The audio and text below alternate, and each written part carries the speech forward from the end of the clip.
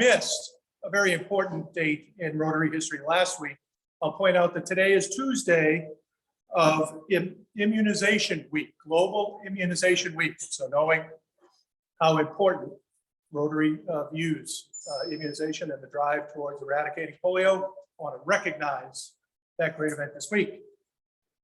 I also want to recognize a great event by asking Mr. Tim Mannix if he'll please lead us in the invocation and the pledge. Please bow your head. Dear Lord, as I get on the news, I realize I shouldn't spend so much time asking you for stuff. Now I realize you know what I need and you'll get it. But I ought to spend my time with, well, we'll spend our time with is saying thanks. We got an awful lot to say thanks for. Say thank you for the families that we have. Thank you for this beautiful day. Thank you for this great club and the people that are in it, because that's what makes it go round. Thank you for our health. Thank you for this nation that we're in. Well, I don't ask you first. It won't be for us, but we'd ask you to kind of look at that Ukraine deal over there and see if we can clean that up. But for all these things, dear God, we ask your help and your assistance. Amen. Amen. Pledge allegiance to the flag of the United States of America and to the republic for which it stands, one nation under God, indivisible, with liberty and justice for all. God bless America, land that I love. Stand beside her and guide her through the night with the light from above. From the mountains to the prairies, to the oceans like the foam. God bless America, my home, sweet home.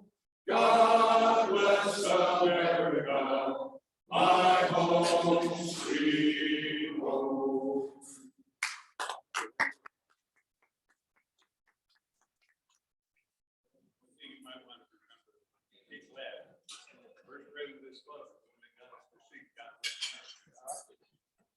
History counts, doesn't it?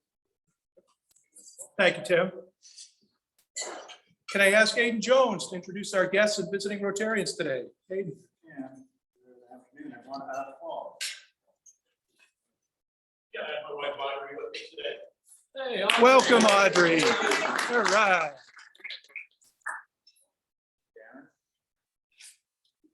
I brought my lovely eldest daughter, Megan, to join us today and talk a little bit about Ryla and her experience this past couple of weeks. Excellent. Welcome, Megan. And I will introduce a guest. Mr. John Aberrante is a prospective member of our club. Welcome, John. Hey, John. John runs a business in the Cary, Morrisville triangle area that I'm sure we'll have a chance to learn more about. Thank you, John. And he's not a guest. I'll introduce our newest member, Thomas Bell, who's officially become a member this past weekend.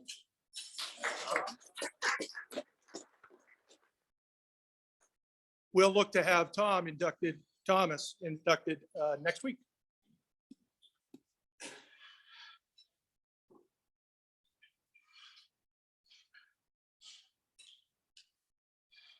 Okay. In the interest of scholastic achievement, I'll introduce Megan Gay to come and speak with us for a moment. Megan.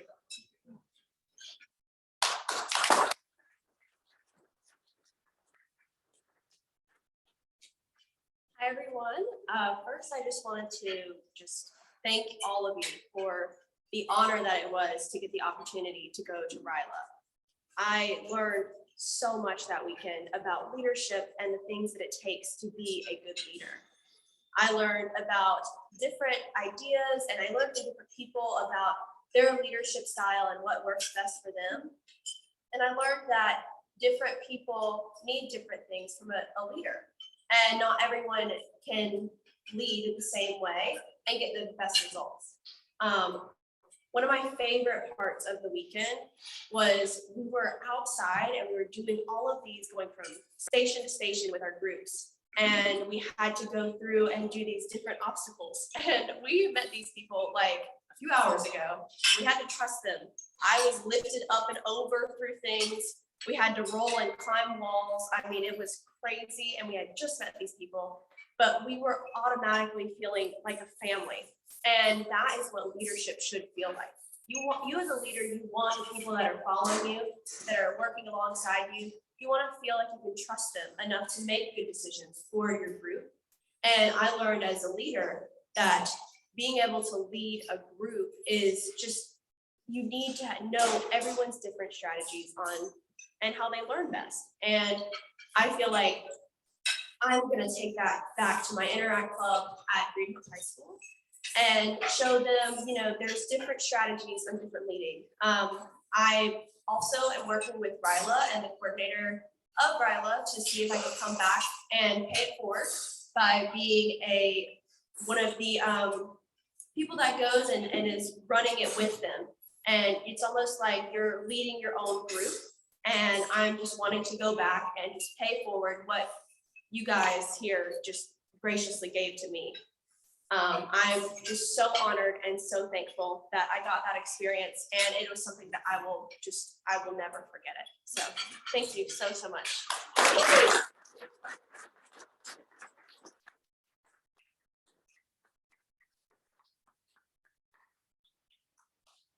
Thank you, Megan, and thank you, Darren. Stands for Rotary Youth Leadership Award. Put that on your college application. And we sponsored 3 participants this year as a club. And if Megan's a representation of the students that were sent there, our country's in pretty good shape. But thank you, Megan. And she is going to hustle off now because she's got to get to chemistry. Yes. Thank you for joining us. Can I call on Jim Lovejoy? Some comments about Memory Cafe.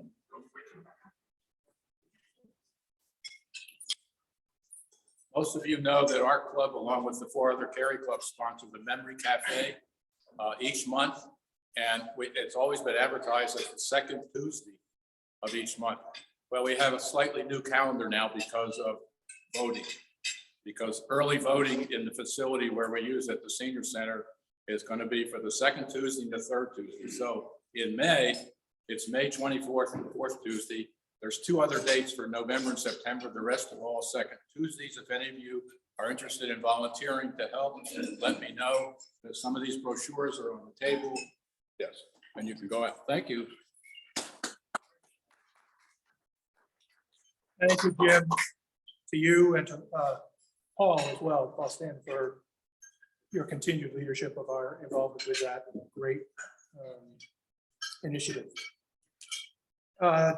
Scott Schneider. President Biden, would like to let everybody know that the club's charitable foundation is looking for a few good people. And it's a great opportunity to get involved and to learn. The real big requirement, of course, with having an interest in it, would be your ability to write checks to people who and to places who need money. So it's clearly a great opportunity. Some new folks that just recently come on board. I just asked that anybody who might have some interest or would like to just have a discussion about what is it? What is the commitment? Just let me know and I'd be happy to talk to you. So appreciate your time. Thank you, President Bob. And that's all I have. Thanks, sir. Foundation committee was hard at work when most of us arrived. Right. So thank you. Right. Many hands make light work. All right. At this point, can I ask Ted Straub to join me at elected? Ted.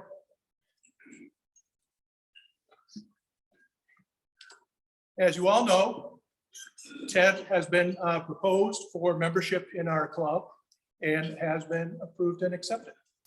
So on behalf of David Coulter, who is Ted's sponsor, I'll play the dual role of moderator and sponsor for you today, Ted. But it's my pleasure and privilege to welcome you today into membership in our club.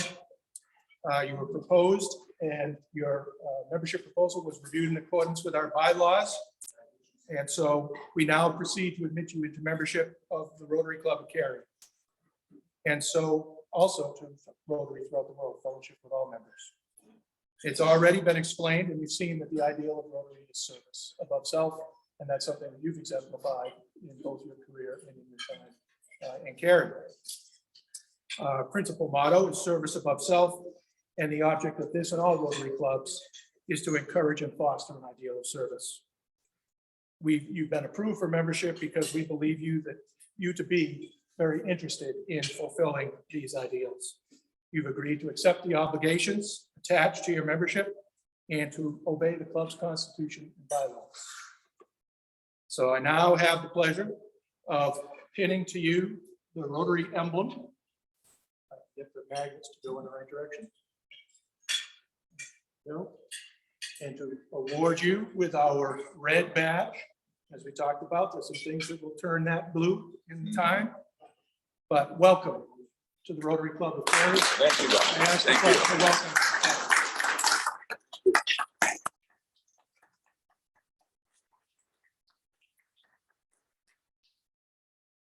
Oh my gosh, Ted, I forgot to give you the token. There's a token of a four-way test. There's that for voting. For those of you that read the literature. A little coin to remember four-way test.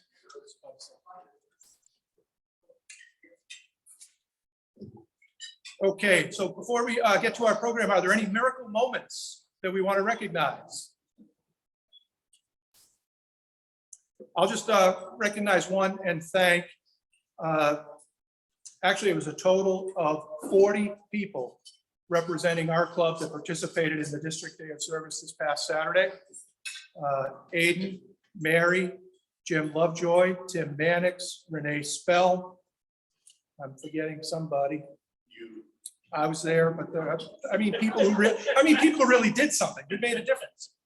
And Camille, I want to thank Camille for mobilizing some more outstanding examples of what citizens of this country are going to be like from Greenville High School over that. So we had a great day. Apparently there were several hundred Rotarians around the district that participated, and we even had a visit from Tim Duffy. That I knew there was. Apologize, Tim. Think about the kids, how much they were great. Yeah, they were. They were. I could talk for hours about what they did, Sorry, I meant it. and I will someday. But right now, yes, Darren. I'll say a miracle moment. My wife teaches STEM at Dave Trial, and she had a Earth Day this weekend. And it was a really great organization, the PTA and some of the teachers there. They had probably 300 to 400 students there planting, doing agricultural things, talking about making the earth green. And then today and the rest of this week, as you see each of our students, they're going to join the green team and they're going to try to make an environmental impact for our world. And hopefully it'll be here for many years past what we need it for. But it was a really great event. And, you know, we thought hopefully there'll be 20 or 30 or 40 people there, and there ended up being several hundred. So it was a really awesome event. That's great. Good. Thank you, Darren, for sharing that. And so can I now ask Paul Sossman to come and introduce our program for today? Paul. Thanks, Bob.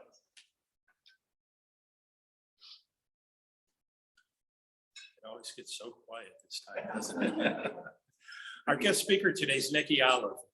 Nikki is a resident of Johnson County, and she serves as partnership developer at Centennial Campus at NC State. She's responsible for developing and maintaining relationships with industry, government partners, and those who are looking to NC State for opportunity and collaboration. Nikki obtained her bachelor's degree from NC State and her MBA from Campbell University. Prior to joining NC State, Nikki worked for Campbell University in external relations. Please welcome Nikki Olive.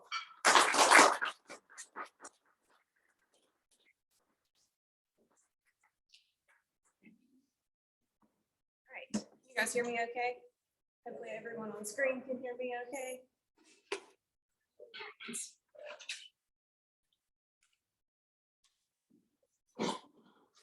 So I'm here to talk about Centennial Campus today. As mentioned, I work on the great campus of NC State. I am over on Centennial Campus. And before I get started, I want to see how many NC State alumni we have in the room. Okay, very good. What about parents of NC State students, graduates, alumni? Fantastic. All right, how many of you have been onto Centennial Campus? Love it. Okay, this will be easy for me. How many of you know the history of Centennial Campus? Okay, all right, we've got some work to do. We can do that. Okay.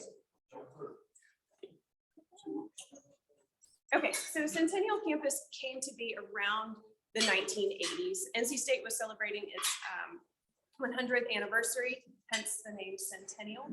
The picture on the screen is what Centennial Campus looked like before we started establishing on the land. It was part of Dorothea Dix Hospital at the time. And many, many years prior to the 1980s, the land was used for a form of therapy for the patients at Dorothea Dix. Fast forward to the 1980s, that land was not being used for that purpose anymore. It was sitting vacant, and it was just all of these fields of land that were just bumped up to NC State's campus. And NC State administration knew in the 1980s that based on the birth rate happening in the country, there would be a need for more space on campus 18 years later. In higher education, we have the beauty of knowing an 18-year heads up of what our demand is going to be. So based on birth rate, and NC State running out of space for their buildings, their programs to keep up with growth, they knew they needed somewhere to expand. Main campus, surrounded by all things, had nowhere else to go. So we started looking at what this land could be used for. So in 1984, NC State saw the first land transfer. And this was by Governor Hunt on some of the very last days of his second term. He gave land to NC State, seeing that it was not being utilized. There was so much potential in the area. So NC State was given about 300 acres of property. Now that land didn't come just as a gift. It was given with the understanding that not only would the land be used for NC State buildings for academic to educate students, but it would also be used to boost the local economy and educate the local community. So there were stipulations with these land transfers. And that's how we got to how Centennial Campus is. But before that, in 1985, Governor Martin moved into office. Governor Martin moved into office and decided to give NC State an additional 700 acres of land. So we're now up to about 1,000 acres of land, undeveloped farmland for NC State's use.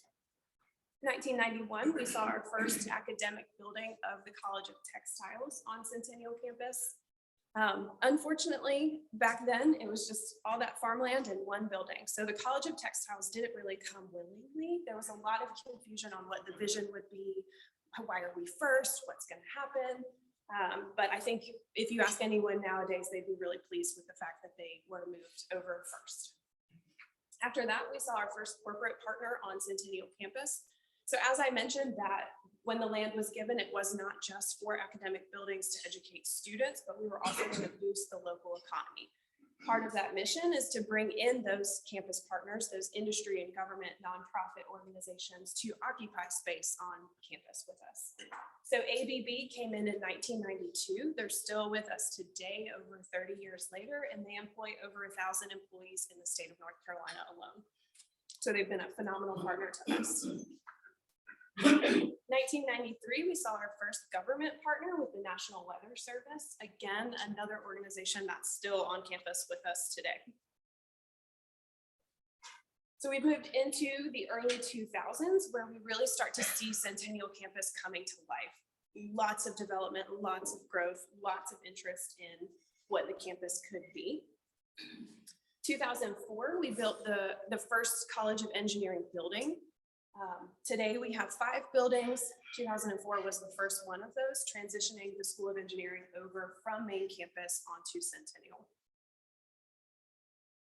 2005, we had our first residential building. So For those of you that don't know, there's also housing available on campus for employees, for students, for those industry partners that work full-time on campus. These are townhomes, we have apartments and condos. So we really value that live, work, play mindset of the triangle. 2009, we had the Lonnie Pool Golf Course. This is home to our turf management program as well as our golf teams. And it is the only collegiate golf course designed by Arnold Palmer. So that's a really cool statistic. It's a beautiful golf course. If you have not been, I encourage you to take some time and check it out. 2013, we opened Hunt Library on campus.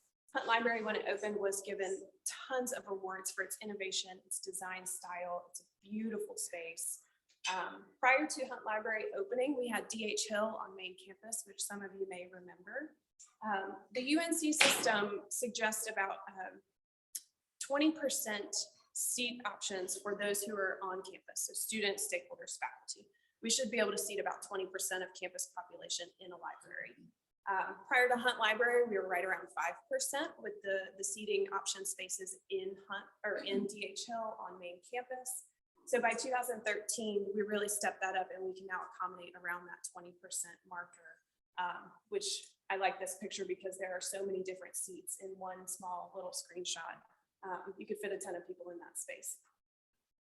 So here's a picture of Hunt Library from the front. The way we fit so many seats and space in Hunt Library is something called our book bot. Has anyone seen our book bot? Okay. So there's a robot on the first floor of the library that goes and retrieves books from just a warehouse of book stacks. Traditional library formats, to have the books in stacks takes up a ton of footprint, right? You have to have so much space to have all of these bookshelves along the library floors. Our book bot has them stored in bins, and it's a machine that goes and retrieves books from warehouse shelving. Having that book bot, it's a state-of-the-art piece of technology, but it also allows us to have so much more space for collaboration, for research, for seating, for study spaces. So by using that technology, we've really opened up the library to what it can be, other than just books and study space, but we're also doing so much more in that building.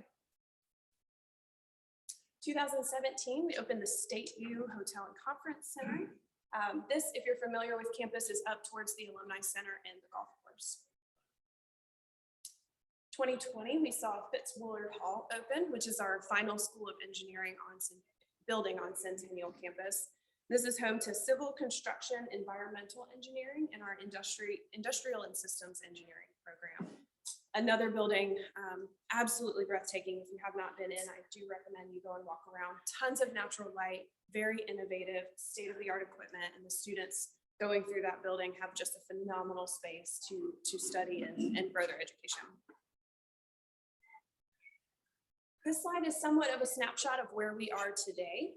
We're home to 70 corporate, government, and nonprofit partners that have offices with us on campus. We're working on a 32-acre innovation district, which is another piece of campus that will soon be developed probably over the next 5 to 10 years.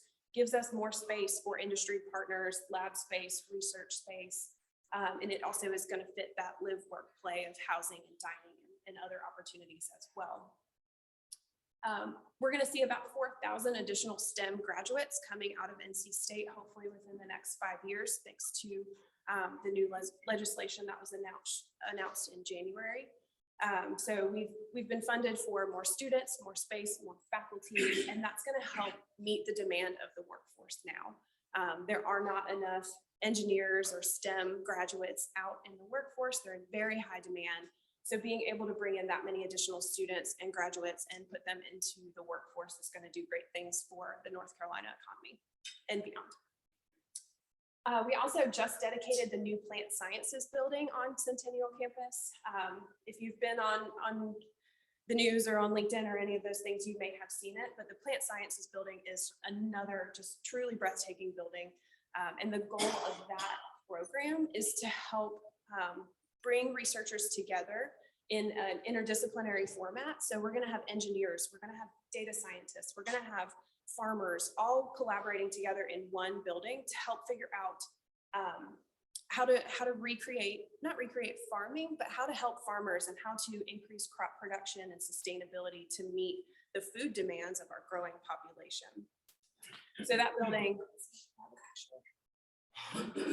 right here, rooftop greenhouses, state-of-the-art equipment, and then there's also a collaboration suite where we have industry partners. SAS, Novozymes, Bayer, and BASF are all large industry partners in that industry. We're going to come together and actually have physical office space in that building where they're on the same floor as students, researchers, faculty coming together to help solve the problems of agriculture and really help us build a sustainable future. So that building was just dedicated a few weeks ago. I don't know that it is truly open yet, but hopefully by the time our students come around for fall, there will be doors wide open where visitors can come and check it out. Pause to check on time. Okay. So Centennial Campus has become somewhat of a national model for universities and innovation districts who are trying to figure out how to bring together education, research, corporate dollars, corporate mission to work together. So we have a lot of companies and a lot of schools that look to us to see how we became what we are and how we do what we do. And that's just a quote on our mission of promoting social, economic, and technological development across North Carolina and beyond into the world. This is a brief snapshot. So North Carolina State University has $546 million in research expenditures. We have around 37,000 enrolled students. We're ranked number 6 for nationally, ranked 6 nationally for industry-funded research. So those industry partners coming to NC State and paying for research projects to help solve the problems of their organization. And while Centennial has been in its 30+ year history, the city of Raleigh population has tripled just in those 30 years. So there's a ton of growth in our area. There's a lot of problems that we can help solve. And there's a lot of local economy that we can help boost. This is a little more on my side of things as partnership developer. We've got 70 co-located partners. So again, those are the industry, government, nonprofits who have said we want to have an office on Centennial Campus. We want to operate on campus. Of those 70, they employ about 5,600 employees. Centennial Campus, I'd say this number is probably pre-pandemic. We saw about 16,000 on campus every day. Of our partners, they've hired about 400 new student hires per year. And we also have 28 research centers and institutes on campus.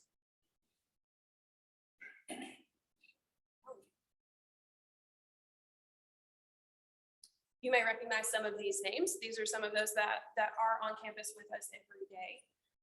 And part of the reason they came to us was access to talent and university resources, such as our faculty expertise, our equipment, and our ability to just dive into the current problems of industry partners. So these guys are with us on campus. This is an example of what an industry partnership looks like. I know that word is very vague. It can mean a lot of different things. Eastman is our gold standard. So when we think of partnerships, this is what we're looking for. They funded over 111 research projects with us in their time. They've hired 70 co-op students. So they're enrolled for a semester, then they go and work for a semester, and then they come back and they continue their education that way. They've hired 39 full-time employees right out of NC State. They've announced 45 invention disclosures, and they've invested $20 million in research. So again, this is our gold standard, having all of those key points met. But we also work with companies of all sizes. I was just saying, we have a lot of startups, a lot of entrepreneurs that are just getting their feet wet in industry, but they're coming to us and they want to get started on the right foot. They want to be closest to talent. They want to be closest to what's happening on NC State's campus.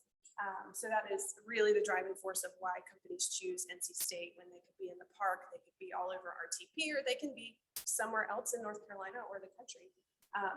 Talent is one of the biggest driving forces for how they get to us in the first place, and as well as our faculty experts.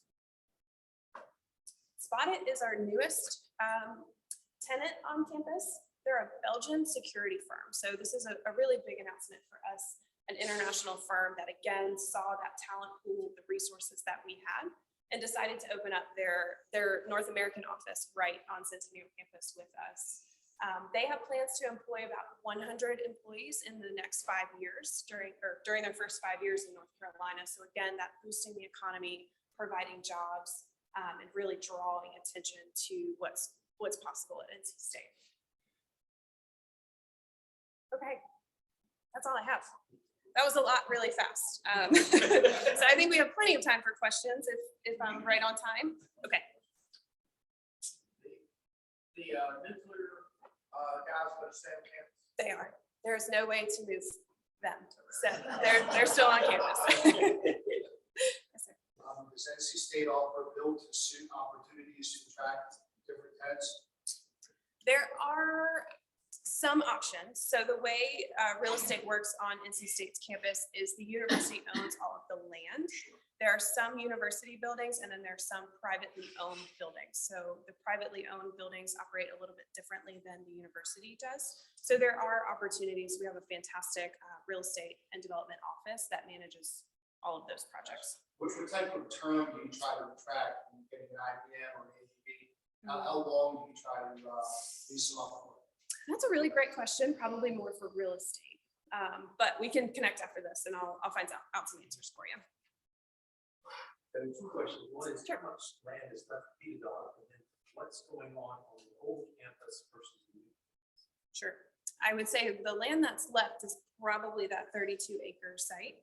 We've really filled up, aside from the natural area, of course, the lake and all the beautiful property surrounding that, the trails, the disc golf courses. So that 32 acres is, I think, one of the final pieces of our big puzzle.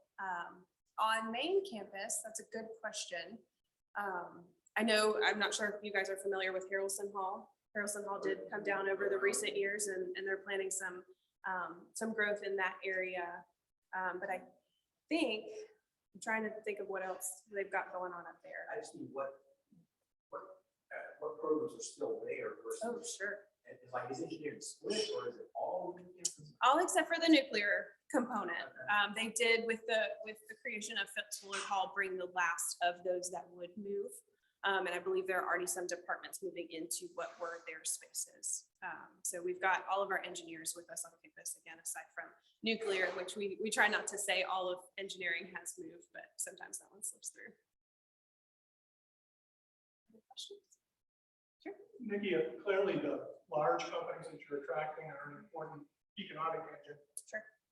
From a more small business entrepreneurial standpoint, are you doing work in that area as well? Absolutely. Yeah, and that's a huge focus for us. We have a phenomenal entrepreneurial program at NC State. There are a lot of resources through that program. But we also have a location of Raleigh Founded. I'm not sure if y'all are familiar of Raleigh Founded. They have a space on campus with us, which is sort of that growth opportunity to where a startup business could establish an office for short term. They can have just, one solo office where they're not ready to build that office space. They're not ready to establish their permanent landing spot, but they can come to us for a couple of months, reserve an office at Raleigh Founded. And that space also serves somewhat of a think tank of entrepreneurs of where they have community events. They bring in resources for their tenants. So through those options, those are really good ways for our entrepreneurs to get started. And then from there, the goal would be that they would then establish an office with us on campus, but sometimes they go elsewhere and that's perfectly fine.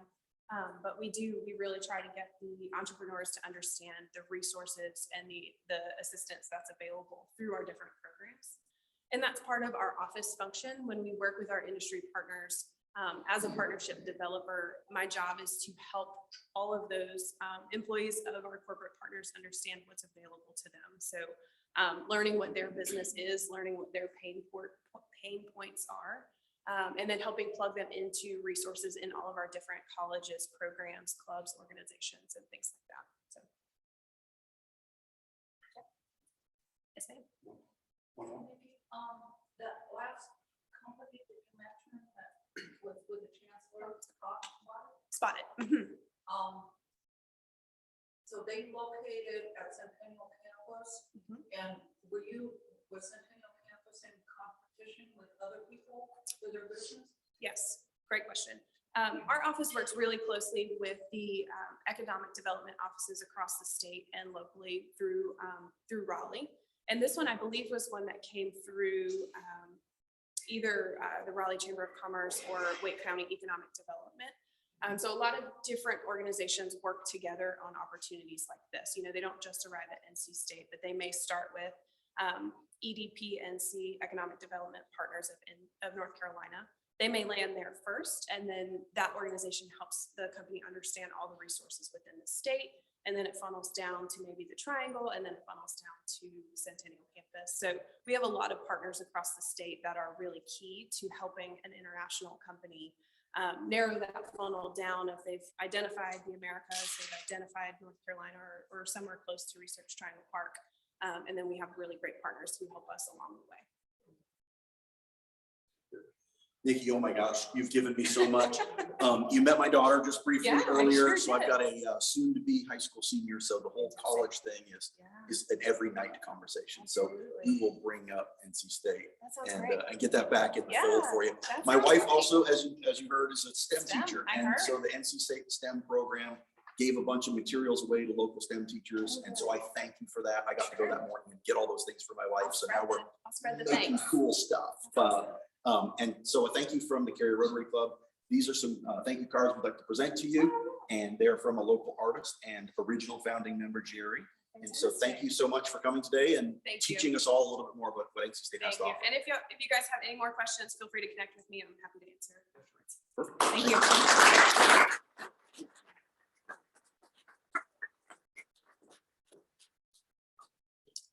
Thank you, Nikki. And thanks for sharing those photos too. You know, some of them seem like just yesterday, but it's amazing how much has changed over just a 30-year period of time. And in a way, I looked at that as it lays now. And all the architecture there, it feels like the future is now, right? That used to be George Jetson kind of design. I'm dating myself. That used to be a very futuristic look. And so it's great to see it be a reality and having it such an impact. So thank you for all the work you do. All right. I guess that one of the reasons David Coulter was not available to help with Ted's induction is that he must have been out painting the town red, because for Wolfpack, of course, but also because today is his birthday. So if you happen to see David before I do, wish him a happy birthday. Also want to recognize May 1st, I guess that must be Saturday, will be Ernie Faulkner's 10th anniversary with the Rotary Club of Cary. So congratulations,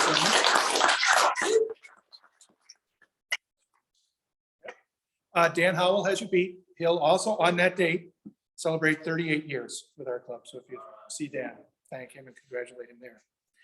Next week, our program will be from Junior Achievement. Bill Fletcher's arranged to have Jerry Broadman, who is the executive director of Junior Achievement, come and speak to us about how they're connecting young minds to economic ways of thinking and helping them empower themselves economically.